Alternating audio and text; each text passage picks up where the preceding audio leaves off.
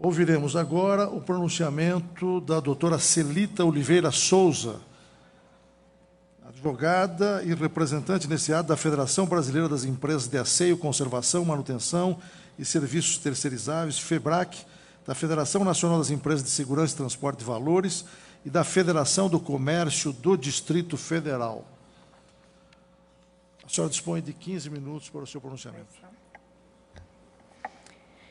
Excelentíssimo senhor presidente, excelentíssimo demais magistrados e magistradas presentes, membros do Ministério Público, lideranças sindicais, especialistas, todos os componentes do auditório, meu boa tarde.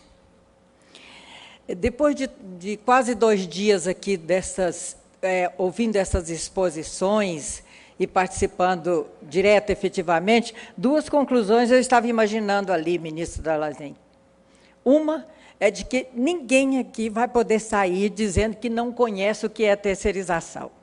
E a outra é que as instituições associativas precisam instituir um troféu paciência para ser otorgado ao ministro Dallazen. Paciência e cidadania.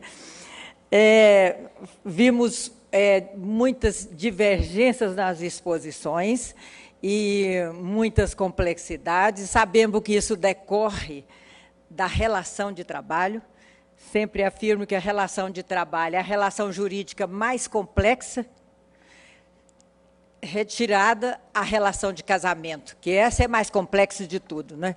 A única explicação que eu encontrei para ela foi num trecho de uma música do Roberto Carlos, que diz: eu te proponho lhe dar meu corpo, e depois do amor o meu conforto, e depois de tudo a minha paz. Mas, fora de casamento, a relação de trabalho é a relação jurídica mais complexa. E dessa complexidade é que nasce, então, essas divergências e essa riqueza de informações trazidas aqui para o TST. A participação nesse significativo evento muito me emociona, pois sou autora do primeiro livro no Brasil específico sobre contratação de serviços no ano de 1983 ainda, que era denominado Legalidade e Função Socioeconômica das Empresas de Vigilância, Asseio e Conservação. No ano de 1984, escrevi e publiquei as empresas de prestação de serviço e as normas legais vigentes, e, em 89, as empresas de prestação de serviço e a nova Constituição, no qual eu relato a nossa defesa no plenário da Assembleia Nacional Constituinte de uma emenda popular com 36 mil assinaturas, visando ser extraído do anteprojeto da Constituição de 88, ser extraído o artigo que proibia a terceirização, na época denominada de intermediação de mão de obra. A minha decisão de sair em defesa da hoje denominada terceirização, na época não era, logo no início da minha carreira profissional de advogada, foi muito motivada pelo papel social dessa prática administrativa, que indiscutivelmente, e especialmente nas décadas citadas, propiciava a geração de emprego para pessoas mais humildes, ou que não tiveram oportunidade de estudar. Em Brasília, principalmente, eu observava centenas e centenas de serventes, porteiros, vigias, e que até hoje estão aí, que passaram a prestar serviços nos ministérios, nas empresas públicas, sociedade de economia mista, e cujo ingresso nesses empregos, por meio de concurso público, jamais essa mão de obra seria empregada. Essa é o que mais me chamou a atenção. E, além do mais, é o crescimento e desenvolvimento do país, sua competitividade, a sua colocação no posto que merece, com a sua grandiosidade continental e de recursos naturais, com uma administração boa, perfeita, e a terceirização boa tem o seu papel importante. Vi uma frase de um outdoor ali há pouco, existem razões para acreditar, a maioria são bons. Então, a terceirização, a maioria são bons. E esses casos que tem relatados aqui são casos isolados que existem nos diversos setores que precisam ser coibidos. como precisa ser coibido os atrasos de pagamento de faturas dos órgãos públicos que não pagam nos dias de empresas e elas não têm como pagar os salários, os contratos que eles fazem por preço mais baixo por contingenciamento de recursos ou para mostrar redução de gastos públicos, né? E, então, é preciso corrigir, sim, mas a conclusão que nós temos hoje, especialmente com essas disposições aqui, é que somos um país todo terceirizado. Me indagaram ontem numa exposição, até o doutor Aldi Álvares Júnior, que se encontra ali, se proibisse a terceirização hoje, o que aconteceria com o povo brasileiro? Se o país estava parado. Ficaria totalmente parado, né? Então, somos um país terceirizado e tem uma base constitucional para isso. É que a Constituição de 88, no artigo 175, foi citado aqui antes dessa tribuna, prevê que o Estado brasileiro pode delegar a terceiro qualquer serviço público, por concessão e permissão. Obrigada. O artigo 177 prevê que até atividade monopólio da União pode ser contratada com empresa. Lá está expresso na Constituição. E o 197 prevê que no serviço de saúde também pode ser contratada empresa. Então, o que o mundo real hoje se apresenta diante do mundo formal é totalmente coerente, totalmente harmônico. Nós temos um mundo formal, que é a Carta Maior do país, de leis do país, que permite esse estado de terceirização em que o país está. Agora, é claro que esse conflito entre mundo formal, mundo real, ideologia, ele precisa ser administrado com uma noção maior de cidadania, de pensamento na sociedade, sem esquecer os trabalhadores que precisam da sua proteção. São muitas as mudanças na administração das empresas, as transformações econômicas.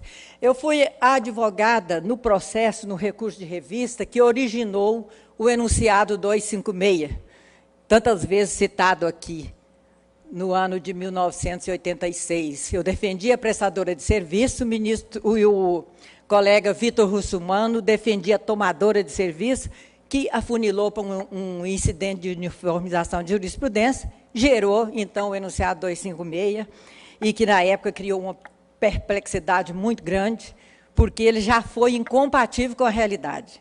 O país já era terceirizado em diversos setores e foi declarada ilegal a terceirização. Com o passar do tempo, o TST, sensível à realidade, alterou esse enunciado, como já vimos várias vezes aqui, com o 331, afastando essa reputação de ilegalidade e permitindo a contratação de serviços especializados, desde que não houvesse a pessoalidade, subordinação, passou a ser permitido. Então, hoje nós estamos nesse debate aqui, mostrando o TST, o seu acompanhamento à evolução histórica da realidade. Muitos vieram aqui falar da lei do TST, que deve mudar, e acham que o TST deve mudar a situação, deve acabar com terceirização, alguns pensam, outros regulamentar. Mas a lei, a elaboração da lei, parte do fato social. Nós sabemos que sem o fato social não se pode elaborar a lei. E o tribunal tem que interpretar a lei, levando em conta o fato social também. E o fato social que nós temos hoje é um país terceirizado. Então, não teríamos como se pensar, não há um espaço para pensar diferente. E aqui, relembrando Rui Barbosa, que afirma: a sinceridade, a razão, o trabalho, o saber não cessam de mudar. Não há outra maneira humana de acertar e produzir. E realmente não haveria outra maneira para o tribunal, a não ser promover este evento de imensurável democracia, ouvindo a sociedade a respeito deste assunto, já que são tantos os processos para serem julgados. Processos esses gerados por algumas situações, que vão desde da má contratação, de responsabilidade de empresa, de condução ideológica das decisões, e esses processos têm todas essas razões de existir. E a maior delas é a questão da atividade fim e atividade meio. Porque não há como, já estudei de todo jeito, publiquei agora recentemente um livro mostrando que a lei permite a terceirização de atividade fim, tanto na área de concessão quanto a lei da Previdência Social, e não há como separar a atividade meio da atividade fim. Já fiz um esforço imenso, mas não consigo. Na área de presídios, de prestação de serviço a presídios, que hoje está sendo feita com muita eficiência em vários estados, vocês veem, as empresas são contratadas para o quê? Para assistência ao preso, na área de saúde, na área de alimentação, de educação, de assistência psicológica, e é função do Estado fazer com que previna o crime e que o preso tenha sua reinserção na sociedade. Então, essas atividades aqui não seriam fins? Elas seriam fim. Mas o Estado tem condição de prestar? Não, não tem. E as empresas estão preparadas? Estão. Constrói presídios, reforma os presídios e estão prestando com muita eficiência.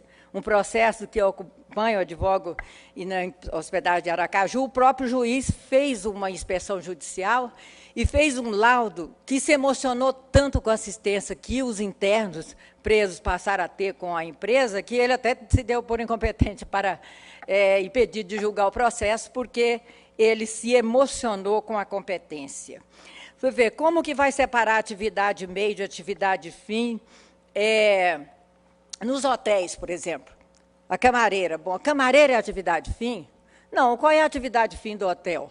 É hospedar as pessoas. E para fazer essa hospedagem, para ter o retorno do capital, ele precisa de camareira, de porteiro, de cozinheiro. Então, é necessário que se repense, ministro Dallazen, essa questão.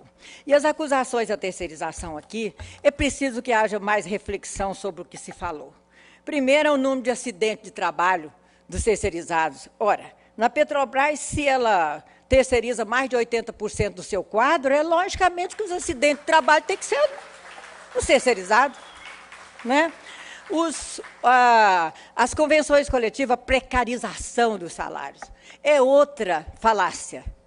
O que se terceiriza são setores. O Brasil é dividido em setores econômicos, em categorias profissionais. Então, não é que haja uma precarização, é que o técnico não tem o mesmo salário do servente, ele tem seu sindicato próprio. E para essa isonomia que clamaram tanto, que a súmula passasse a adotar, teria que mudar a Constituição, porque o modelo nosso constitucional é o do sindicalismo por categoria. Então, cada categoria tem o seu salário, não há como fazer esse atendimento ao princípio da isonomia. Trabalho infantil e sem carteira assinada. Essas entidades que eu estou aqui representando, eu desafio o encontro de um trabalho infantil ou sem carteira assinada. A de limpeza, conservação, vigilância, vários serviços terceirizáveis. Por quê? Porque o contratante fiscaliza, ele paga a fatura depois que ela prova que pagou o salário, recolheu o FGTS, recolheu o INSS. Então, também é uma falácia do que foi a segmentação da representação sindical. Realmente, esse é um sistema do nosso país, como eu disse, que cada categoria tem seu sindicato. Então, estando terceirizado ou não, cada um tem seu sindicato, e para mudar isso aí, seria a alteração do artigo 8º da Constituição, e não nessa lei que se estuda hoje, de regulamentação da terceirização, que já dei muita contribuição, e nem na alteração de uma súmula. Não gera empregos. Olha, o setor de serviços é o que gera mais empregos. O IBGE declarou, nas suas últimas pesquisas, que é gerado 4 empregos no setor serviços para 1 nos demais setores.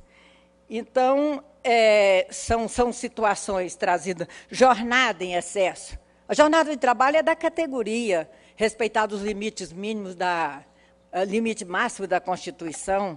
Então, não há jornada de rotatividade. Rotatividade tem que ser maior, pois se o número de terceirizados é várias vezes maior do que o do empregado direto, então vai ter mais demissão. São lógicas, são questões lógicas que não tem como fugir delas. Ministro, muito obrigado, meus cumprimentos, parabéns por esta oportunidade.